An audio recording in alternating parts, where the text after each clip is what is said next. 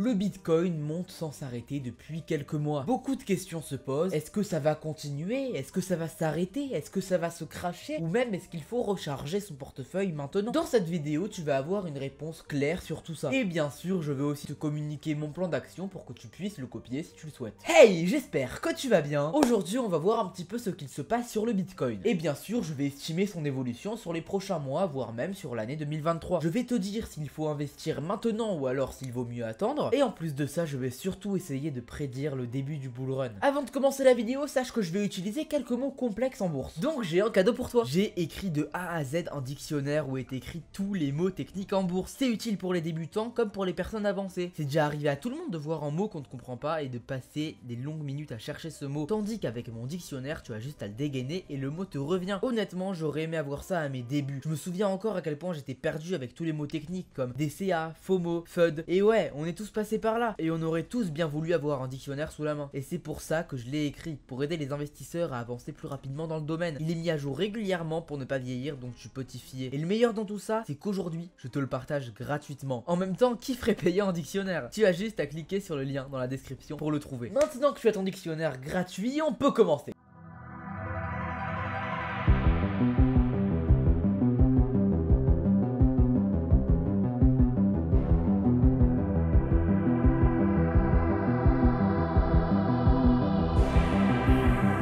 Voilà sur le graphique du Bitcoin. Donc la vidéo va être répartie en 3 parties. La première partie sera sur l'analyse du pump du Bitcoin. La deuxième partie sera sur les éventualités d'évolution et leur probabilité. La troisième partie sera sur le plan d'action que je recommanderais de faire et mon plan d'action. Donc commençons directement sur la première partie. Pour comprendre cette première partie, il faut comprendre déjà ce que sont les divergences avec le RSI. Si tu ne le sais pas, je t'invite à aller sur cette vidéo, ça t'expliquera tout en moins de 8 minutes. Donc on peut tout d'abord voir que le pump se déroule en 2 sections. La première, c'est tout d'abord celle-ci et la deuxième, ça sera du coup celle-là. Alors pourquoi je divise ça en 2 sections? Tout d'abord je vais modifier la couleur comme ça on se rend bien compte des différences. Tout simplement parce qu'on a eu un gros pump de plus de 50% sans aucune correction et après la correction est arrivée. Et ensuite on a eu encore le même gros pump de 50% aussi et ensuite on ne sait pas encore ce qu'il va se passer. Donc je suppose que si tu comprends le principe des supports, des résistances et des tendances, tu sais comment une tendance haussière est formée. C'est tout simplement comme ça. C'est-à-dire qu'on a un pump puis une correction, un autre pump puis une correction, un autre pump puis une correction, etc. etc. En l'occurrence, c'est à peu près ce qu'on a et du coup, effectivement, à ce que je vois, c'est tout le temps des plus 50%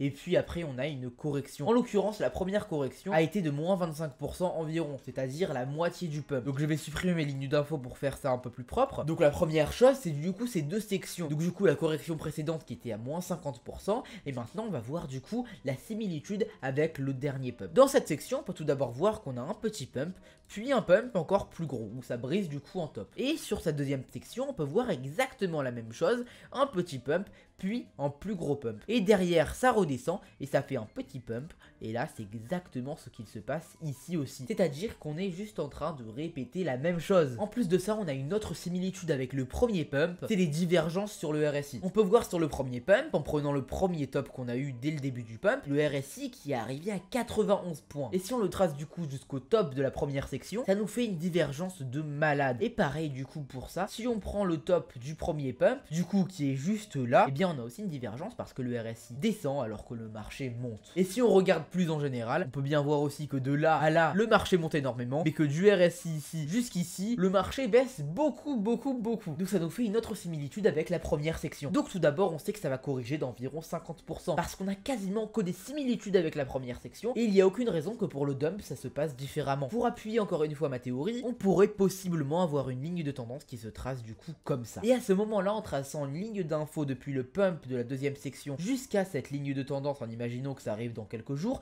on arrive pile sur 25% en moins. Donc ça nous fait énormément de similitudes et énormément d'informations qui peuvent nous dire que effectivement le crash va être d'environ 25%, tout comme dans la première section. Donc ça, c'est l'analyse de ce qu'il s'est passé ces derniers mois, donc du coup le gros pump du Bitcoin. Et d'ailleurs, c'est exactement ce que j'avais prédit dans cette vidéo. J'avais réalisé quand le Bitcoin était à peu près ici. J'avais dit que l'éventualité la plus probable, c'est qu'il corrige vers les 20 000 puis qu'il vienne chercher chercher vers les 30 000 et puis qu'après il se crache jusqu'aux 20 000 encore une fois. Et puis qu'après il retourne aux 20 000. Et là par contre du coup ça change mon discours parce que j'avais dit que ça allait atteindre les moins 25%, donc environ à 23 000. Sauf qu'il y a quelque chose d'autre à prendre en compte. Et c'est là où on passe sur la deuxième partie, c'est-à-dire les éventualités possibles et les probabilités. Donc voilà pour la première partie, c'est à peu près toute mon analyse pour le pump. Dis-moi ce que tu penses de mon analyse en commentaire et si tu aurais modifié ou rajouté des choses. Tout d'abord, je vais citer toutes les éventualités possibles et ensuite je vais parler des... Tout d'abord, je vais citer toutes les éventualités possibles et ensuite je vais dire lesquelles d'entre elles sont les plus probables. La première éventualité en se basant sur le RSI, ça serait que le marché vienne chercher la ligne des RSI des 30. Parce que si tu sais utiliser le RSI, tu le sais, chaque ligne du RSI peut fonctionner comme un support ou une résistance. Donc pour estimer ça, c'est assez simple, juste à prendre le top juste là du RSI quand c'était à 70 et à le mettre du coup quand c'est venu toucher les 50. Et donc du coup ça nous indique que si le RSI vient toucher les 30, à ce moment-là on arrivera au prix d'environ 26 000 $. Ça c'est honnêtement la pire éventualité parce que ça va nous créer une très grosse divergence au niveau du RSI et surtout on n'aura pas assez de vigueur sur le marché pour que ça continue à la hausse. Et donc à ce moment-là on pourrait entamer une phase baissière, c'est-à-dire une tendance baissière, donc toute l'euphorie du bull run pourrait retomber et on pourrait même retomber jusqu'aux 16 000 $. Donc voilà la première éventualité, c'est que ça suive le RSI. La deuxième éventualité, c'est du coup ce que j'ai dit par rapport au moins 25%, c'est tout simplement que ça vienne faire moins 25% sur le marché depuis le top, donc du coup ça atteigne à peu près ce niveau-là, et du coup à ce moment-là, on atteindrait vraiment les environs de ce top-là, et donc à ce moment-là, ça serait vraiment logique. Et pour appuyer cette éventualité, on peut aller en weekly, et on peut voir du coup le RSI dessus, qui vient à peine d'atteindre les 70 points quand on était au plus haut de ce pump. Et si on prend le plus haut de ce pump et le niveau actuel, c'est-à-dire qu'on est arrivé à 60 du RSI, du coup on a juste à doubler ça et à le mettre en bas. On peut voir qu'au plus haut du pump actuel, le marché est arrivé pile au 70 du RSI, et effectivement le RSI a bien fonctionné comme une résistance, donc ça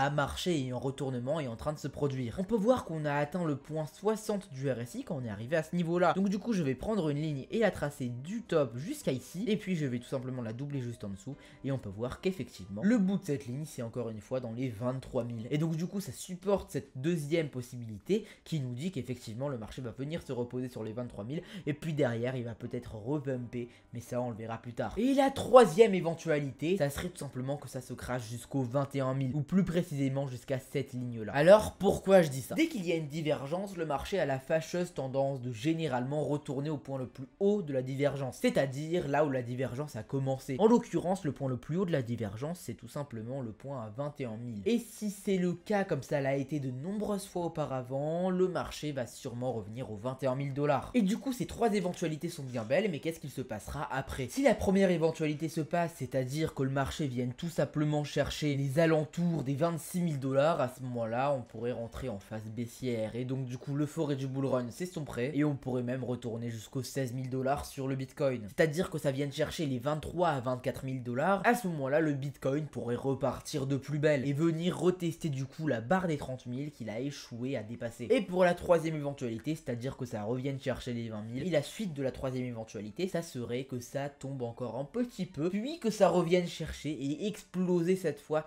toutes les résistances qu'il y a au-dessus d'elle d'un coup. Pour moi, l'éventualité la plus probable serait celle où il arrive autour des 24 000, puis vient retester les 30 000. La seconde plus probable, ce serait que ça vienne rechercher les 20 000, puis que ça revienne un petit peu descendre, et puis que ça vienne tout péter. Et la chose la moins probable qui se passerait, ça serait que ça revienne vers les 26 000, et puis que ça remonte. Pour casser, ça c'est quasiment impossible. Si ça vient se poser sur les 26 000, ce sera un support, effectivement, mais par contre, à aucun moment, ça reviendra casser les 30 000 depuis ça. Maintenant que la seconde partie est terminée, passons à la troisième partie. Mais avant ça, j'ai un cadeau pour toi. Ça te prendra une minute et ça te sera super utile. Je t'invite à copier mes trades totalement gratuitement. Le trading, au début, c'est difficile et je le comprends. Du coup, j'ai ouvert un canal Telegram qui te permettra de copier mes trades, de comprendre mes analyses, des guides en trading. C'est-à-dire que tous les jours, tu pourras venir copier mes trades comme tu le veux. Et ne t'en fais pas, c'est totalement gratuit. Pour rejoindre le groupe Telegram, c'est super simple. Clique sur le lien Telegram dans la description, ça t'amènera à une conversation privée avec moi. Tu me dis, je veux faire équipe, et tu pourras copier mes trades totalement gratuitement. À ce moment-là, je t'enverrai une courte procédure de 5 minutes pour me rejoindre. La procédure consiste simplement à s'inscrire sur la plateforme sur laquelle on va trader et de faire ton dépôt sur ton compte, parce que forcément, je ne t'apprends rien, tu ne peux pas trader sans dépôt. Au niveau des connaissances au préalable, ne t'en fais pas, il n'y en a aucune nécessaire. Au contraire, il y a des guides dans le groupe VIP, donc même si tu es un débutant à 100%, tu pourras te former petit à petit grâce au groupe VIP. Par contre, les places sont limitées. Il reste encore quelques places disponibles pour le mois de mai et j'espère que tu arriveras à en profiter. Donc je t'attends pour rejoindre l'aventure, t'as juste à me contacter sur Telegram. Donc maintenant que tu peux copier mes trades totalement gratuitement, maintenant, on peut continuer. La troisième partie, du coup, c'est le plan d'action que je conseille et mon plan d'action. Tout d'abord, pour comprendre mon plan d'action, il faut comprendre une chose. Le bull run, c'est censé être tous les altcoins qui font des fois 10 d'un coup. En l'occurrence, le Bitcoin est passé de 16 000 $ à quasiment 32 000 $ et les altcoins n'ont quasiment pas bronché. Les meilleurs d'entre eux ont fait un x2, voire moins, à part bien sûr quelques exceptions. C'est-à-dire que le monde des crypto-monnaies n'est pas encore prêt au bull run et effectivement, on attend surtout le halving qui arrivera en 2024 qui pourra vraiment déclencher le bull run. C'est-à-dire que selon moi, on est actuellement sur un bull trap, c'est-à-dire un faux pump qui va tout simplement piéger tous les débutants et faire des profits à toutes les whales. Moi personnellement, je hold mes crypto-monnaies. Tout ce que je fais, c'est rajouter de l'investissement, rajouter au fur et à mesure où ça baisse. Mais très honnêtement, selon moi, le Bitcoin va venir atteindre les 20 000 $ prochainement, voire même les 16 000, voire même dans le pire des cas les 13 000 $. Mais ce qui est sûr, c'est qu'en 2024, au halving, le bull run pourra commencer très sérieusement. Mais en attendant, on doit rester patient et on ne doit pas s'impatienter. Donc tout simplement, moi, mon plan d'action, ce sera, j'ai un portefeuille exprès pour l'argent que je suis prêt à réinvestir en crypto-monnaie et je vais mettre 30% de mon portefeuille sur les 22 000 $. Ensuite, quand le Bitcoin atteindra les 19 000 $, je compte mettre 40% du portefeuille. Donc au final, il y aura 70% du portefeuille qui sera placé. Et puis si le Bitcoin arrive à atteindre les 16 000 $, à ce moment-là, je mettrai les 30% restants. Et dans le cas où le Bitcoin n'arrive pas aux 16 000 $ ou bien n'arrive pas aux 19 000 $, tant pis. À ce moment-là, j'aurais gardé mon argent dans mon portefeuille. J'aurais certes manqué une opportunité, mais je n'aurais pas manqué de prudence. Voilà, la vidéo est terminée. Dis-moi ce que tu penses de mon plan d'action et de mon analyse en commentaire. N'hésite pas à lâcher un like et à t'abonner à la chaîne pour me soutenir moi et mon travail. Je te souhaite une super journée ou une super soirée. Bye!